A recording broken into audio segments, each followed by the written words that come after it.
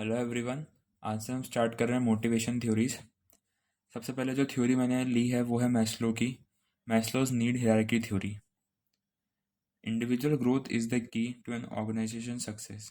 किसी भी कंपनी या किसी भी ऑर्गेनाइजेशन की जो सक्सेस होती है उसका जो की है वो किसी इंडिविजुअल की ग्रोथ पर डिपेंड करता है। अगर इंडिविजुअल ग्रो करेगा, उसकी नीड पूरी होगी, वो जो चाहता है, ठीक है, वो सेटिस्फाई करेगा, सेटिस्फेक्शन मिलेगा उसको, ठीक है, तो ऑर्गेनाइजेशन की सक्सेस होगी ही होगी। Supervisor must attempt to identify individual employees need and foster employees job satisfaction। जो भी एक सुपरवाइजर होता है या जो मैनेजर होता है, ठीक है, उसको किसी भी इंडिविजुअल मतलब हर एक एम्प्लॉयज़ की, यानी जो उनके यहाँ एम्प्लॉयज़ काम कर रहे हैं, उसकी नीड को आइडेंटिफाई करना है और उसकी नीड को आइडेंटिफाई करके उसको फॉस्टर करना है, ठीक है, ताकि उसको जॉब सेटिस्फेक्शन हो सके, वहाँ पे उसको अच्छा फील हो, उसको जाए जो चाहिए उसको वो चीज़ मिले वहाँ से, तो वो अच्छा काम करेगा और ऑर्गेनाइजेशन की सक्सेस होगी। If they do so, employees will progress toward self-actualization and will improve organization in the process। Same चीज़ जो मैंने अभी बोली कि अगर वो एम्प्लॉयज़ की नीड को आइडेंटिफाई करके उन्हें सेटिस्फाई करते हैं तो जो एम्प्लॉयज़ हैं, ठीक है, वो प्रोग्रेस करेंगे और वो प्रोग्रेस करेंगे तो ऑर्गेनाइजेशन की सक्सेस होगी, ऑर्गेनाइजेशन ग्रो करेगी, इम्प्रूव करेगी। तो जो मैस्लो की जो हायरार्किकल थ्योरी थी उसमें 5 चीज़ें थी। पहला है physiological need, safety need, social need, esteem need और सेल्फ एक्चुअलाइजेशन नीड। अब एक एक करके इनके बारे में समझते हैं। फिजियोलॉजिकल नीड, फिजियोलॉजिकल जो नीड होती है उसमें क्या होता है, physiological needs for hunger, thirst, shelter and other physical need. Physiological need से समझ आ रहा है कोई भी फिजिकल नीड, ठीक है, जैसे कि आप रोटी कपड़ा मकान जो बोलते हैं, ठीक है, उसको वो चाहिए रहता है। तो अपन पहले एक बेसिक सा समझेंगे, फिर इसको ऑर्गेनाइजेशन के एग्जांपल लेते हुए इन पांचों को समझेंगे। पहले इन पांचों को बेसिक से समझ लेते हैं। फिजियोलॉजिकल नीड मतलब होता है कोई किसी भी इंसान की बेसिक नीड, यानी रोटी कपड़ा मकान, ठीक है, उसको वो मिल जाए, एक बार के लिए उसकी नीड कंप्लीट हो जाती है। फिर वो सेकंड पे फोकस करता है। सेकंड क्या है, उसकी सेफ्टी नीड, ठीक है, रोटी कपड़ा मकान तो हो गया बट उसकी सेफ्टी भी ज़रूरी है, ठीक है। This include need for safety and protection from physical and emotional harm. Physical या इमोशनल हार्म उसको ना हो, इस वजह से उसको सेफ्टी चाहिए रहती है। जैसे उसकी बेसिक नीड पूरी होती है वैसे ही वो सेफ्टी नीड पे आ जाता है। जैसे उसकी सेफ्टी नीड पूरी होगी, ठीक है, वो सोशल नीड पे आ जाएगा। सोशल नीड में क्या आता है, include need for affection, belongingness, acceptation and friendship. यानी लोग उसको पसंद करें, ठीक है, लोग उससे दोस्ती करें, प्यार, बिलोंगिंगनेस, ठीक है, ये सब चीज़ आ जाती हैं सोशल नीड में। जैसे उसकी सोशल नीड पूरी होगी किसी भी इंसान के, किसी भी एम्प्लॉयज़ की, देन वो स्विच करेगा एस्टीम नीड्स पे, ठीक है। एस्टीम नीड्स में क्या होता है, include need for internal esteem factor such as self respect, ठीक है, ऑटोनॉमी, ठीक है, achievement as well as external esteem factor including status, recognition and attention. एक बार उसकी फिजियोलॉजिकल सेफ्टी और सोशल नीड कंप्लीट हो गई, फिर वो क्या चाहेगा कि उसकी सेल्फ रिस्पेक्ट है, ठीक है, उसके अचीवमेंट्स लोगों को पता पड़े, लोग उसको जाने, उसका एक स्टेटस हो, लोग उसको अटेंशन दें, वो कैरिज्मेटिक पर्सनैलिटी टाइप का हो, बन जाए, ताकि लोग उसको रिकॉग्नाइज करें, अटेंशन दें। और जैसे ही उसकी एस्टीम नीड पूरी होगी वो स्विच करेगा सेल्फ एक्चुअलाइजेशन नीड पे, ठीक है। This include need for drive to realise one's potential, self growth and self fulfilment. यानी इसमें क्या होगा, सेल्फ ग्रोथ हो, ठीक है, वो अपना पोटेंशियल रियलाइज कर सके कि वो कितना अचीव और कर सकता है और आगे बढ़े, यानी उसको सेल्फ एक्चुअलाइजेशन हो जाए अपने बारे में, खुद के बारे में, ठीक है, ताकि खुद की कमियों को और अपने आसपास जितनी भी चीज़ें उसको चाहिए, ठीक है, उनको अच्छे से और बढ़ा सके और अच्छे से काम कर सके उस चीज़ में। तो बेसिकली इस चार्ट के थ्रू, इस डायग्राम के थ्रू समझते हैं कि क्या होती है।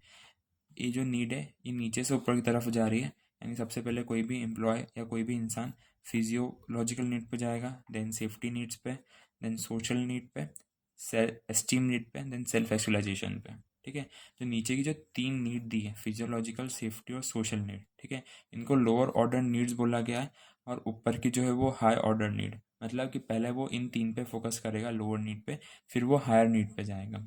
उसके इसी तरफ देख रखा है deficiency need, growth need. Deficiency मतलब ये जो 3 चीज़ें हैं, ठीक है, ये इंसान के इसमें कमी रहती है, मतलब सबसे पहले वो इसी पे फोकस कर रहा है, डेफिशिएंसी है, ठीक है, डेफिशिएंसी नीड है उसको इस चीज़ की, मतलब उसको कंप्लीट करनी ही करनी है, पहले physiological, safety, then social.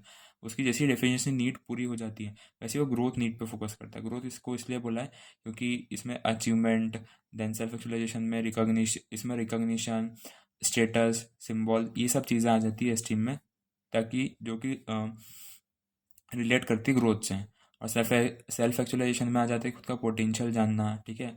Self actualisation मतलब सेल्फ ग्रोथ, सेल्फ फुलफिलमेंट करना। तो इस वजह से इसको ग्रोथ नीड कहा है, ऊपर की दो को, और नीचे की को नीचे वाली तीन को कहा है डेफिशिएंसी नीड।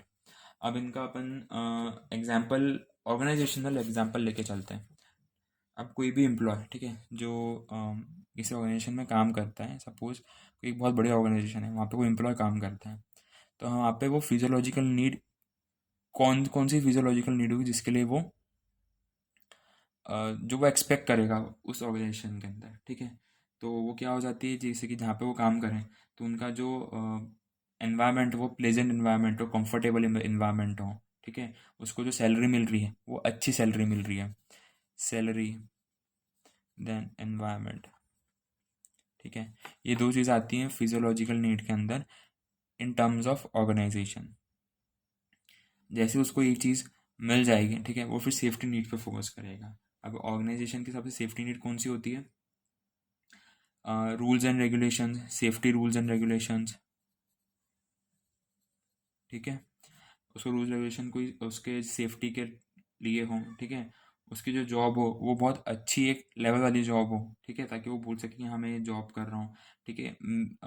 रूड बिहेवियर, जो नेगेटिव बिहेवियर हो वो कम से कम हो, उसके बाद कोई भी नेगेटिव या रूड बिहेवियर ना करे वहाँ पे उस ऑर्गेनाइजेशन में, ठीक है। तो ये होगी उसकी सेफ्टी नीड। थर्ड आता है सोशल नीड। सोशल नीड को हम ऑर्गेनाइजेशन में इस तरह से समझेंगे, जैसे कि कोई भी एक टीम कॉन्सेप्ट हुआ तो उसको एनकरेज करें, ठीक है, किसी एम्प्लॉय को एनकरेज करना, या फिर उसको पर्सनल अटेंशन देना लीडरशिप में कि हाँ भैया तू ये काम कर, या उस पर थोड़ा सा ज़्यादा फोकस करना, ठीक है, उसको एज अ फ्रेंडशिप वाला माहौल दें। तो वो आ जाएगा सोशल नीड के अंदर। साथ ही साथ जैसे कि अगर वो पूरा टीम में काम कर रहा है तो उसने इंडिविजुअल ज़्यादा एफर्ट लगाया है तो आप उसको अलग से बोलो कि हाँ भैया तूने अच्छा काम किया है, तो वो आ जाएगा सोशल नीड में। इसके बाद आता है एस्टीम नीड। एस्टीम नीड को सेल्फ एस्टीम नीड भी बोलते हैं, ठीक है। तो एस्टीम नीड में क्या आएगा कि जो एम्प्लॉय है, ठीक है, वो अपने गोल सेट करे और डिसीजन मेकिंग प्रोसेस में उसको इंक्लूड करना। एस्टीम में क्या होता है कि जो एक ऑर्गेनाइजेशन का जो बॉस है समझो, ठीक है, उसको अपॉर्चुनिटी दे रहा है, उसको डिसीजन लेने में इंक्लूड कर रहा है, ठीक है, तो वो आ जाएगी self esteem need in terms of organisation. और जैसे कि आखिरी बचा आपका सेल्फ एक्चुअलाइजेशन। इसमें क्या होता है कि उसको प्रॉपर एक्सपोजर देना, ठीक है, उसको बड़े बड़े डिसीजन में इंक्लूड करना, क्लाइंट्स या कस्टमर के साथ आप कैसे डील कर रहे हो, ठीक है, सीधे उनका डायरेक्ट कम्युनिकेशन करवाना कि भाई तू ये चीज़ हैंडल कर तो अच्छे से, क्लाइंट आया, क्लाइंट के साथ, क्लाइंट को तू हैंडल कर अच्छे से, ठीक है, सपोर्ट देना, ठीक है, उनको आगे डेवलप करना है, करियर में आगे बढ़ाना आगे कि हाँ भैया तू गाइड करना, डिसीजन मेकिंग में हेल्प करना, बड़े बड़े डिसीजन लेने में, ठीक है, और रिवॉर्ड वगैरह देते रहना उसको उस चीज़ का। तो वो आ जाएगा सारा सेल्फ एक्चुअलाइजेशन के अंदर।